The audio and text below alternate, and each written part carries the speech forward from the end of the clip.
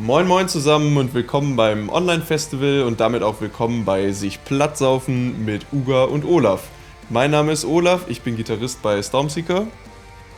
Und ich bin Uga und ihr seht mich auf der Bühne hinter den Tasten und am Bierfass. Wir haben uns gedacht, wir sind hier im Barbereich und weil wir uns auf Festivals am liebsten eigentlich ordentlich die Nuss zuhauen, machen wir das doch hier auch mal genauso. Und daher gibt's von uns die Top 10 der besten Trinksprüche und ich verspreche, von all diesen Getränken wird heute getrunken. Also, wenn ihr noch nichts zu trinken habt, drückt jetzt auf Pause bei diesem Video. Jetzt!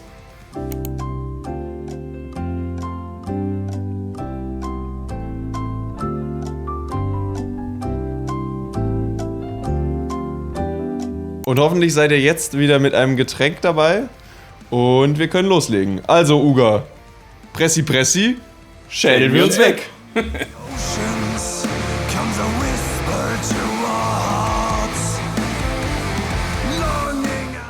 So, ihr habt ja alle was zu trinken geholt vorhin. Ich trinke übrigens ein Bolton Alt. Was trinkst du, Tim? Fangen wir mal mit was edler an, mit einem Glen Turner Whisky. Für diejenigen, die mich jetzt verdammen, weil ich gleich Whisky als Shot trinken werde. Haha, guckt's euch an und ertragt es. Eigentlich wäre doch ganz geil, wenn die Zuschauer immer unter das Video schreiben würden, was sie in welcher Runde mitgetrunken haben. Ich weiß gar nicht, ob das geht. Das ist ja nicht YouTube, das ist ja hier das Online-Festival. Können wir ja als Also wenn das geht und ihr eine Kommentarfunktion habt, dann schreibt doch jetzt mal drunter, was ihr bei der Nummer 10 von den Top 10 der besten Trinksprüche aller Zeiten aus der Sicht von Stormseeker denn mitgetrunken habt. So, und wir kommen zum ersten Spruch. Bist du bereit? Bereit? Auch Wasser wird zum edlen Tropfen, mischt man es mit Malz und Hopfen. Prost! Prost!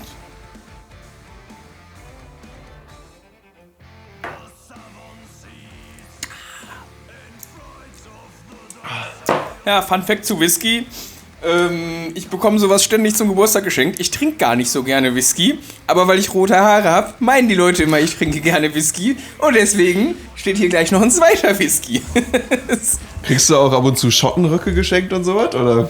Ich habe tatsächlich mal einen geschenkt bekommen, der hängt auch noch im Schrank. Können wir für die Outtakes mal rausholen. Und von deinen Mittelalterfreunden ab und zu Soli auf dem Dudelsack zum Geburtstag, so als Video oder so. Das ist Gott sei Dank noch nicht passiert. Oh Gott, ich sollte mich nicht so gut mit den Leuten anfreunden. Ja, es soll ja Leute geben, die Dudelsack mögen. Okay. Schwieriges Thema in der Mittelalterszene. Gab's nicht immer diesen Song? Neben Dudelsack, Spielmann, sei es geil! Grüße an die Freunde von... Scheiße. Ich tippe auf Feuerschwanz, aber ich weiß es nicht. So. Ja, ich würde auch meinen Feuerschwanz. Runde 2, ich trinke eine Hafennutte.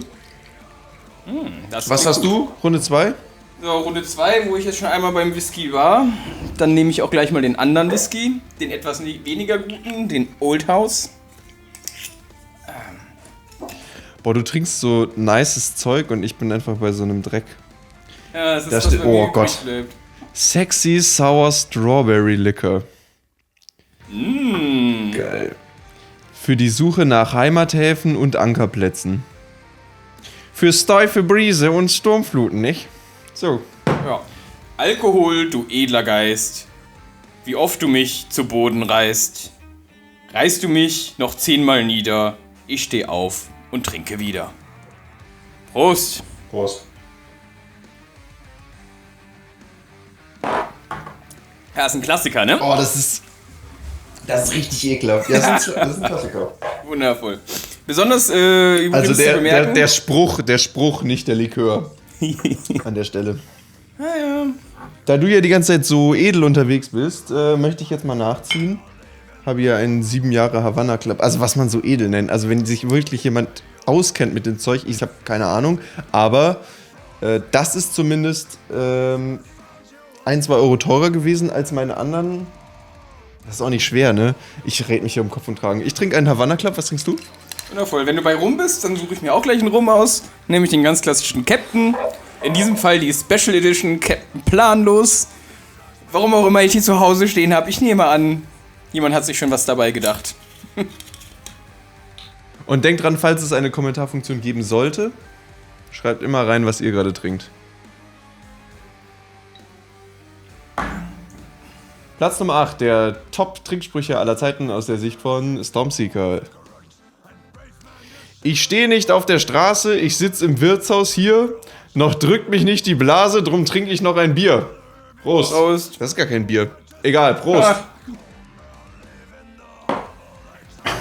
Ja gut, man kann ja mal zwischendurch mit dem Bier durchspülen, ne? Verantwortungsvolles Trinken.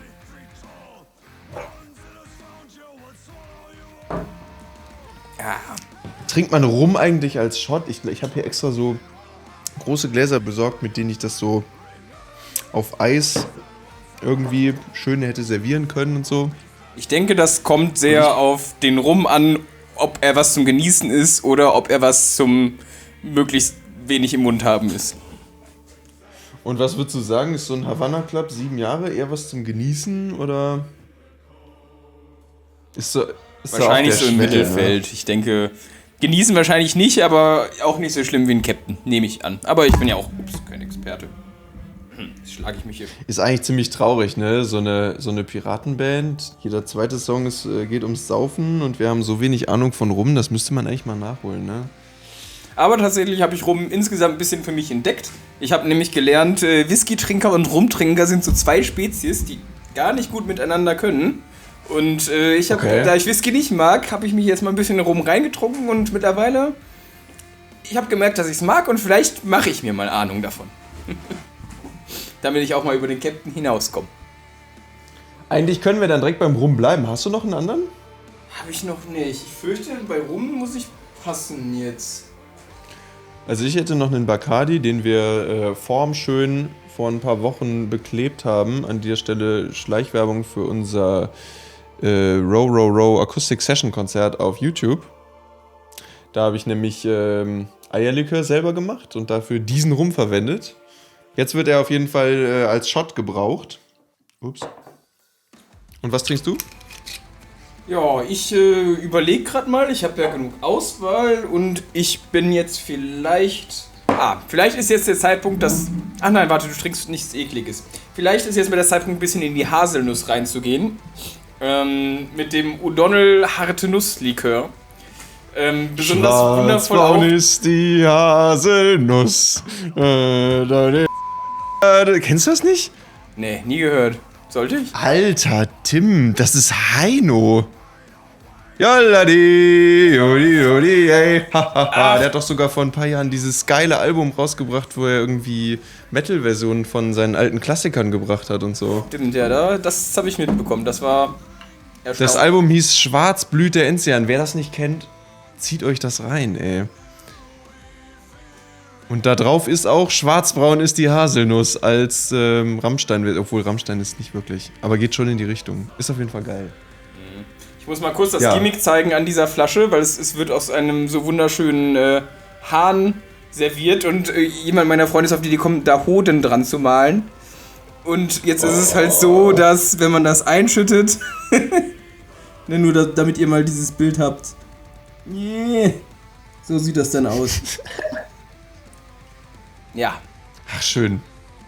Und du bist auch dran mit dem nächsten Spruch, ne? Ich bin auch dran mit dem nächsten Spruch, natürlich. Der nächste Spruch, der Platz 7, ein relativ überraschendes Ding. Iss, was gar ist, trink, was klar ist, red, was wahr ist. Von meinem guten Freund Martin Luther. Prost.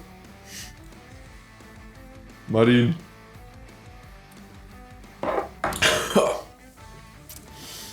Also jetzt im Vergleich, ne? Der Havana Club, der schmeckt eindeutig besser als der Bacardi, ne? Ja, da kann ich noch nichts zu sagen. Diese Mainstream-Marken habe ich erschreckend wenig durchprobiert. Ich habe halt so ein paar Freunde, die da voll drin sind und die kredenzen mir dann immer die richtig leckeren Sachen. Ich vergesse dann, was das war. Ja, ich sag mal so, ne? Also wer jetzt hier Rumkenner ist und sich dieses Video anguckt, ne, der hat sich jetzt schon 8-mal vor den Kopf geschlagen und schon 3-mal seine Stormseeker-CDs verbrannt. Aber ich hoffe, dass ich den Whisky-Trinkern mehr vor den Kopf gestoßen habe, weil ich 2 davon weggekippt habe. Also in mich rein weggekippt habe. Wie man Whisky eben so macht, also ohne 3 nochmal Tropfen dickes Wasser. Sorry, ne? Bitte nochmal? Ohne 3 Tropfen Wasser sogar. Man sagt mir ja 2 bis 3 Ach so. Tropfen Wasser aktivieren den Geschmack, habe ich mal gehört. Ah, tatsächlich? Ja. Warum sind die dann nicht direkt schon in der Flasche, wenn die den Geschmack so aktivieren? Ja, das muss man wohl ein bisschen Trinker fragen. Ich meine, dann müsste man das halt auch draufschreiben, ne? In dieser Flasche sind schon 2 bis 3 Tropfen Wasser, oder wie viel soll das sein? Nicht, dass man dann auf eine Flasche, in der von Werk aus 2 bis 3 Tropfen Wasser sind, nochmal 2 bis 3 Tropfen Wasser. Dann würde es ja Also das komplett wär- wässrig schmecken. Das wäre ja... Und vor allem ist ja die Frage, auf welche Menge bezieht sich hier ein 2 bis 3 Tropfen? Ist das ja nicht auf den Shot? Ist es dann auf Ich glaube auf so einen klassischen Whisky-Schwenk-Dingsbumsi. Also so ein Ding, was ich extra organisiert habe und dann aus dem Shot getrunken habe. Ja, so sieht das aus, ja. Lass uns lieber schnell den nächsten Trinkspruch zelebrieren. Zuerst mal, was trinkst du denn eigentlich? Ach ja, ich habe gerade schon mal reingelesen. Den nächsten, den wir rausgesucht haben, der beinhaltet eigentlich, dass wir jetzt ein Bier trinken müssten. Wie sieht das da bei dir aus? Oder bist du eher so spirituosenmäßig gerade gut aufgestellt? Ich bin spirituosengutmäßig aufgestellt, weil ich sonst nur Craftbier im Kühlschrank habe und Craftbier trinke ich nicht so schnell weg. Das ist Okay, dann trinke ich das Bier. Wir hatten ja auch nur vorhin. Oh, das Bier für uns beide. Ich trinke mein eigenes Bier schon mal vorher. wartet kurz, ich hole mir ein Bier, ich komme sofort wieder. Aber dann hole ich mir jetzt auch noch ein Nachschubbier. Okay, bis gleich. Bierholzeit. 5 Bierminuten Pause. 1 Minute 37 Sekunden später. Eine Ewigkeit später.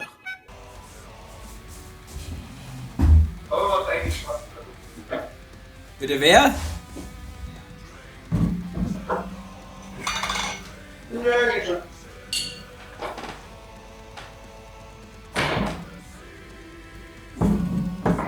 So, damit ihr zu Hause das jetzt auch wisst. Ich habe doch noch ein Bier getrunken, das ich vielleicht für diesen Trinkspruch trinken kann. Es ist das Überquell Lieblingslagerbier. Ich habe gestern schon was von Überquell getrunken und fand es ganz kacke. Deswegen nehme ich das jetzt doch für diesen Shot.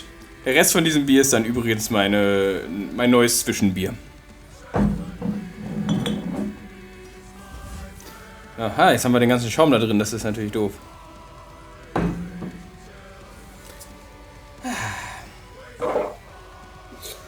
Ich fürchte, du wirst ein bisschen was zu schneiden haben.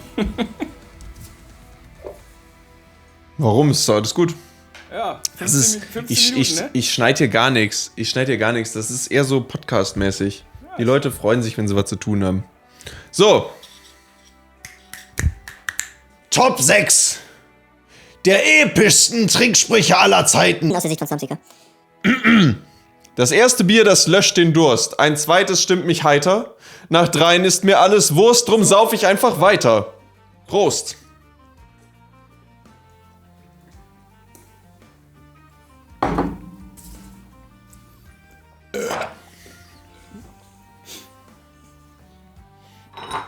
Ich trank übrigens Astra Rotlicht. Oh, gute Wahl. Gute Wahl. Also das geht schlechter. Restaurantlich ist eigentlich ganz gut. Trinkt man in Hamburg viel, habe ich mir sagen lassen. Nochmal in die Kamera gehalten, für die Leute, die nachkochen wollen. Ich trinke jetzt den Havana Club auf Eis. Ich hoffe, dass die Kenner mir das verzeihen.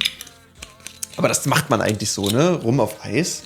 Also, was los, ey? Klingt für mich vernünftig. Ich glaube, das ist keine 2 bis 3 Tropfen Wasser, sondern der ist halt schön kalt und Rum hat ja auch genug Geschmack, um ein bisschen Wasser zu vertragen. Insofern. Okay, ich nehme dich da beim Wort. Du machst den nächsten Spruch. Wir sind bei Top 5 der epischsten Sprüche, Trinksprüche aller Zeiten aus der Sicht von Stormseeker. Ups, das ist ein Foto von mir in Spandex. Da ist es ja. Müde bin ich, geh zur Ruhe, decke meinen Bierbauch zu. Herrgott, lass den Kater meinen morgen nicht so grausam sein. Bitte schenke mir wieder Durst. Alles andere ist mir wurscht. Prost. Ex ich das jetzt? Nee, ne?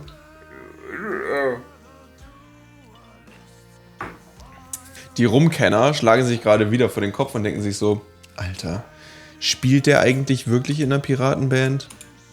Ja, tue ich. Ja, man weiß es nicht. Prost. So. Und sonst so bei dir, was hast du heute gemacht so? Oh, frag mich nicht. Ja, lustige Geschichte. Mein Bett ist letzte Nacht zerbrochen. Jetzt frag nicht, bei welcher Aktivität. Aber heute bin ich zum Baumarkt gefahren, habe Holzleim gekauft, habe solche Lochplatten gekauft, womit ich das jetzt festschraube und weil es ist nicht mal irgendwie der Lattenrost zerbrochen, sondern einfach der Seitenbalken von diesem Holzbett. Wohlgemerkt, das ist noch mein Jugendbett. Da penne ich drin, seit ich 14 bin und es ist aus Holz und echt scheiße. So ein 150 € Ikea-Modell. Aber dann hat das ja, seit du 14 bist, warte, ich zähl mal eben nach, dann hat das ja 6 Jahre hat das ja dann gehalten, ne? Ja, oh. Und, war gut, oder? Ja, auch ich weiß nicht. Also tatsächlich trocknet jetzt gerade in diesem Moment der Holzleim. Und wie es hält, werde ich dann morgen wissen. Und damit kommen wir auch zum nächsten. Oh, ich muss eigentlich erst meinen Drink leer machen, bevor das nächste kommt, ne? Ja. Warte, ich. Tja. Prostata, sonst Rostata. Ich trinke nochmal ein Zwischenbier.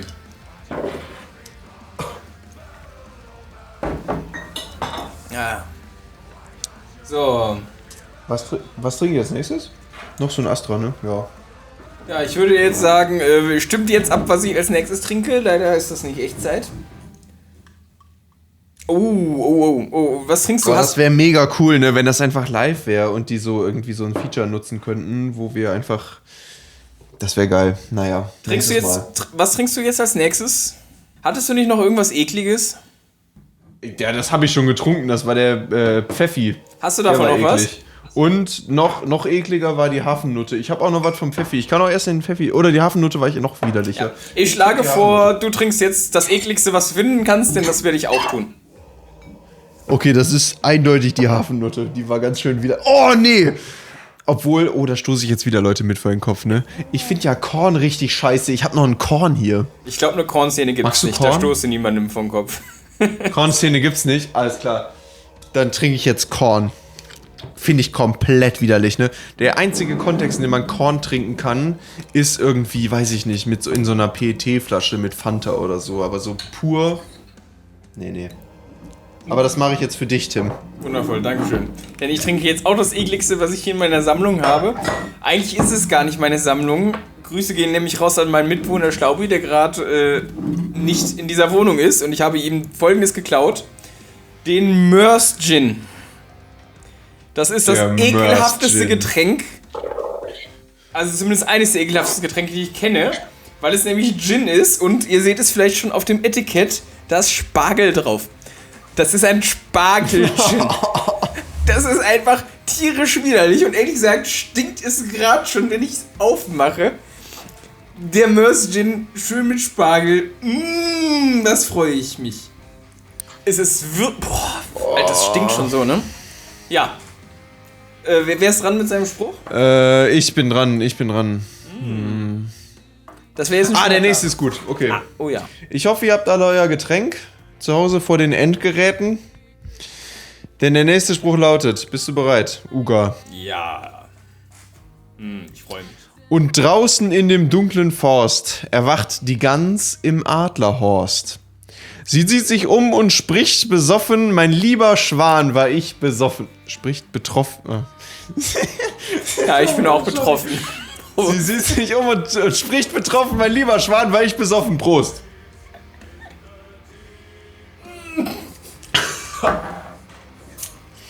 Korn ist einfach ekelhaft, ne? Das macht so einen richtig widerlichen...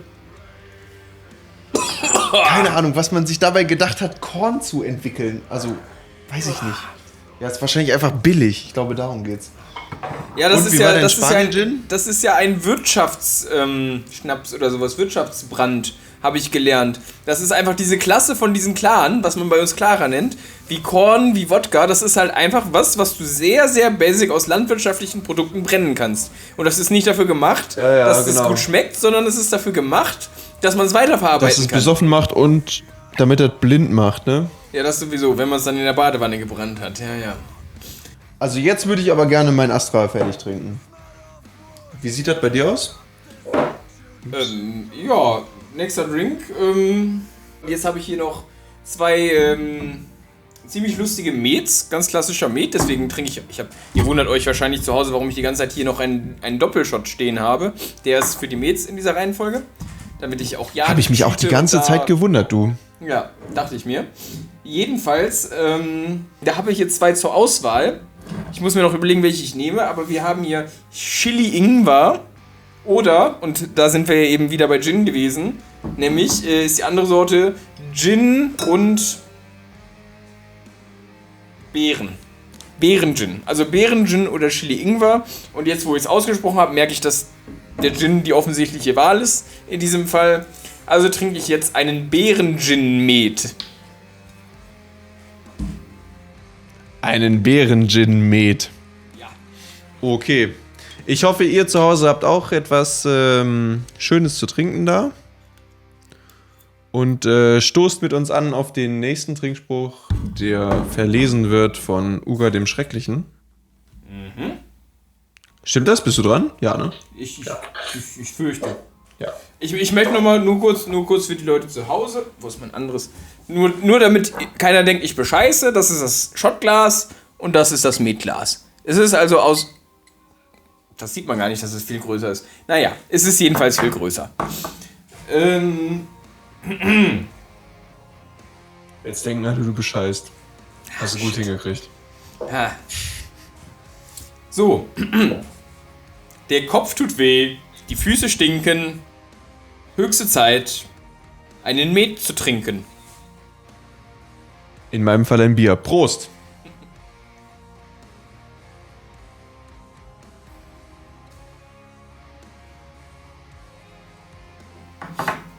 Okay, wir müssen ein bisschen schnell machen. Ich glaube, wir haben eine Zeitvorgabe von 15 Minuten. Deshalb gehen wir jetzt mal weiter. Ich bequatsche dir, dass wir länger dürfen. Okay. Ich weiß nicht, welchen du gerade gemacht hast. Nummer 4 habe ich gerade gemacht. Nee, Nummer 3 habe ich gerade gemacht. Das war Top 3. 3 habe ich gehört. Jetzt kommt Top dann 2. Kommen wir ja fast. Kommen wir nun zu einem. Entschuldigung. Kommen wir nur zu einem. Zu einem Naut. Ich habe noch gar nichts zu trinken, Leute. Shit, Konzentration. Oh, ich habe das meiste schon gehabt. Ja, ich weiß nicht. Ich würde noch so einen Pfeffi, würde ich einfach jetzt mal zwischendurch. Gut, ich nehme jetzt den hier. So, damit ich mal erzählen kann, was ich hier jetzt habe. Ich trinke jetzt hier einen Bärenfang. Das ist für die, die es nicht wissen, Met nur als Likör. Hat mir meine Schwester mal zum Geburtstag geschenkt. Wie man an der leeren Flasche sieht, hat es ganz gut geschmeckt. Das ist der letzte Schluck in dieser Flasche. Und den trinke ich jetzt. Grüße gehen raus an Janina. Hallo Janina. Ich hoffe, du guckst Online-Festival. Ich bin im Fernsehen. Also. Hallo, Fernsehen. Der Spruch passt wunderbar zu Stormseeker, weil das ein bisschen ein nautischer Kontext ist. Nämlich, bist du bereit?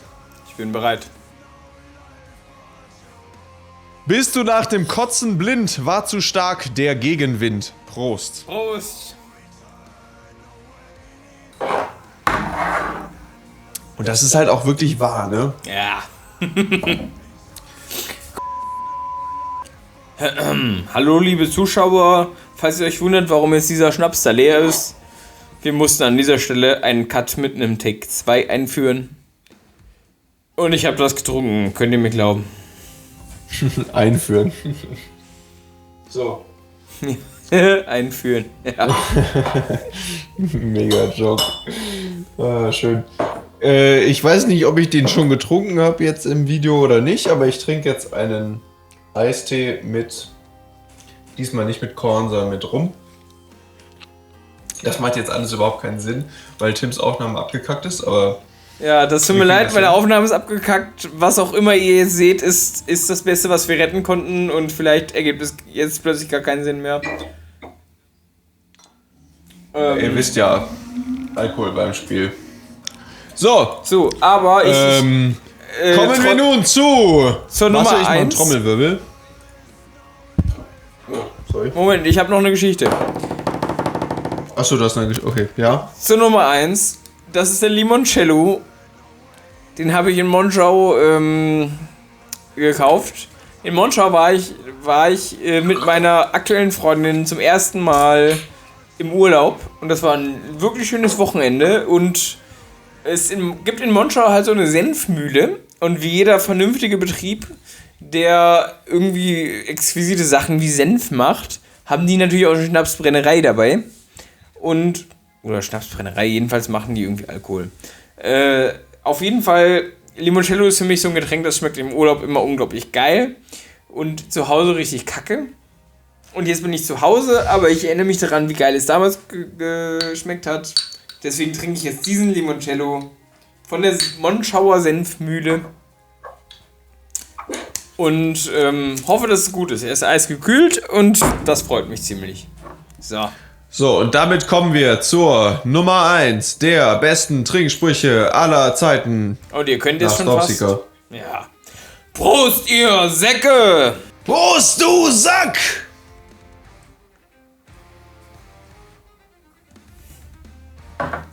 Falls ihr gerade einen kurzen Schnitt erlebt habt, das liegt daran, weil dieser Trinkspruch einen Rhythmus hat. Und der geht ins Blut. So ist es nämlich. So, das war Platz 1 unserer Liste, unserer Top-Liste der besten Trinksprüche aller Zeiten. Das war das Delay übrigens. Hast du mitgekriegt, ne? Trotzdem freuen wir uns, dass ihr noch dabei seid, um mit uns die lobenden Erwähnungen, Honorable Mentions zu erleben. Wir werden immer, wir haben einen im Tee und wir werden immer unorganisierter, aber wir hoffen, dass es hier einen roten Faden hat. Also nur, dass ihr wisst, wir das wollen euch Video ist nämlich jetzt noch- offiziell ja. zu Ende. Also, abschalten. Das Video ist zu Ende, also ne, haut ab. Aber wir haben noch 2 richtig Abschalten. geile, also wenn ihr noch was zu trinken habt und noch Bock habt, das wird nochmal gut. Was? Nein, Peter Lustig hat nicht gesagt, dass man, wenn man was zu saufen hat, nochmal bleiben soll. Nein, ihr müsst jetzt gehen. Abschalten. Ach so, daher kommt das. Okay, was hast du zu trinken, Tim? Ach so. Ich bin jetzt nicht mehr ganz sicher, wie das mit unserer Continuity zusammenpasst, von was ich schon getrunken habe. Scheiße auf Continuity. Was hast du zu trinken? Also Ich willkommen trinke auch nochmal was doppelt. im dimensionalen Space, wo vielleicht irgendwelche Sachen schon getrunken sind oder auch nicht. Jedenfalls habe ich jetzt noch 2 vor mir stehen. Und ich nehme jetzt mal einfach, weil ich als noch ein nächster Bacardi. dran bin, den kleinen Feigling. Ich habe so irgendwelche komischen kleinen... Ups. Uiuiui, ich mache schon alles kaputt. Also ich habe schon das getrunken, nur dass ihr es wisst. Das war eine witzige Story, weil es Stich Pimpoli heißt. Aber jetzt trinke ich einfach einen Ich kleinen finde es Feigling mega und schade, überlasse kurz Olaf mal das Wort. unterbrechen, sorry. Ich finde es mega schade, dass wir einfach nicht erfahren können, jetzt gerade bei der Aufnahme, was die Leute da draußen so trinken, ne? Weil das wäre eigentlich die interessante Sache, ne? Ja, wirklich. Also ich weiß ja, was du so trinkst und du weißt ja, was ich so trinke, ne? Aber vielleicht haben die irgendwelche richtig krassen, geilen Sachen und wir werden es einfach nie erfahren. Aber vielleicht gibt es ja Das noch ein macht mich schon ein zukünftiges bisschen traurig. Video, wo wir darauf Bezug nehmen, was ihr jetzt in den Kommentaren schreibt. Falls es eine Kommentare Ja, wenn es Kommentare gibt, ne? Boah, das wäre mega fett. Wir müssen einfach die Veranstalter nerven, dass es mindestens unter unserem Video irgendwie öffentlich sichtbare Kommentare geben muss. Ja. Sonst funktioniert unser Konzept nicht. In dem Sinne, gibt's einen Bacardi? Haben wir jetzt schon die lobende Erwähnung Nummer 1? Haben wir die schon? Ich glaube nicht. Ja, ne? Nee, also. Nee, haben wir nicht. Wir haben Nummer 1, aber wir haben Okay. noch nicht lobende Erwähnung. So, dann habe ich jetzt meinen Bacardi, dann machen wir jetzt die lobende Erwähnung Nummer 1. Also wir kommen jetzt zu den Honorable Trinksprüchen, die uns so Mention. peinlich waren. Für die offizielle Liste. Die Trinksprüche, die es nicht in die offizielle Liste geschafft haben, Oder weil wir sogar. uns nicht, ihr habt ja jetzt alle schon abgeschaltet, ne? Ja, Auch abschalten. sowieso, wer sich das so lange anguckt. Wenn ihr jetzt aber- noch dran seid, abschalten. So, Tim, kick it. Es trinkt der Mensch, es säuft das Pferd. Und bei Olaf ist das umgekehrt. Prost. Prost.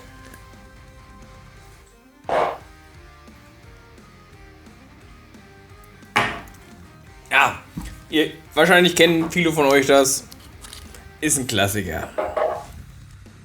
Ist ein Klassiker, aber ist auch ein guter Klassiker. Ich sag mal, Klassiker sind ja nicht immer schlecht, ne? Nee, definitiv nicht. So. So. Ich gehe mal ganz kurz schauen, ob die Aufnahme noch läuft.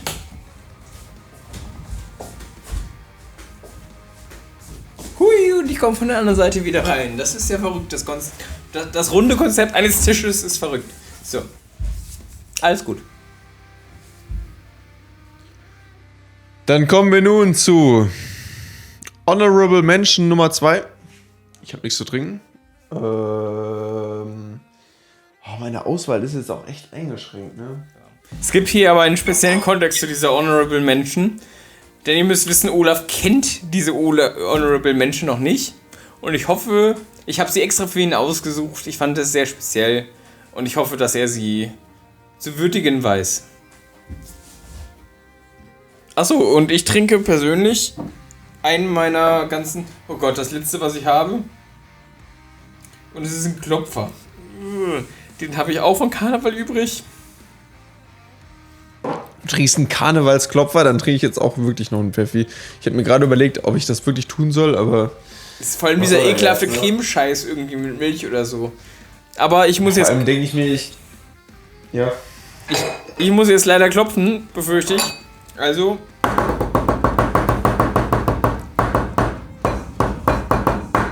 Warum macht man das eigentlich? Hat das irgendeinen speziellen Hintergrund oder ist es, also es ist ja nicht wirklich sinnvoll. Das ist ja nicht, weil da irgendwie was sich absetzt oder so. Das ist ja einfach nur, Ist halt naja, ist auch egal. Ich hoffe, dass ich jetzt 23 Mal geklopft habe und wenn nicht, ich nehme die Also Scheiße wir bestimmt trinken nicht jetzt nochmal nochmal auf. zum Schluss richtig billige Scheiße.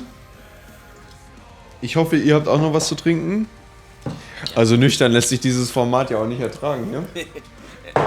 Es ist immerhin sich platt saufen mit Uga und Olaf, glaube ich. So nämlich. Ja. Und hast du mir den letzten geschickt? Ja. Ja, ich hoffe, du kannst ihn jetzt lesen. ich hab's hier. Okay, let's go. Okay, alles klar. An eines Berges Teiche schwamm einst eine Frauenleiche. Emma war es, die Obdachlose, ohne Hemd und ohne Hose. Und in ihrem Geschlechtskanal wand sich schon ein dicker Aal. Auch ihr Po war schon bemoost. Prost. Prost!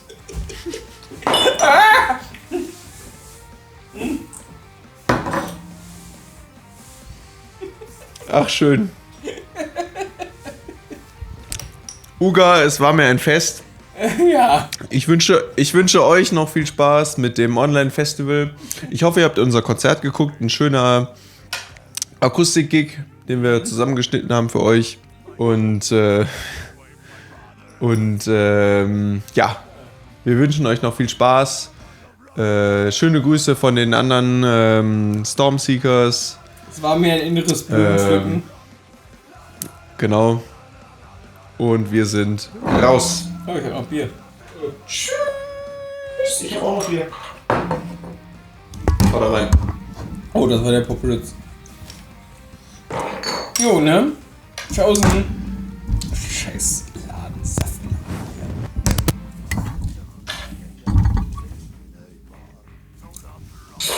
Würde ich auch mal. Alter Junge, bin ich blau, ey. Ja, ich bin auch ein bisschen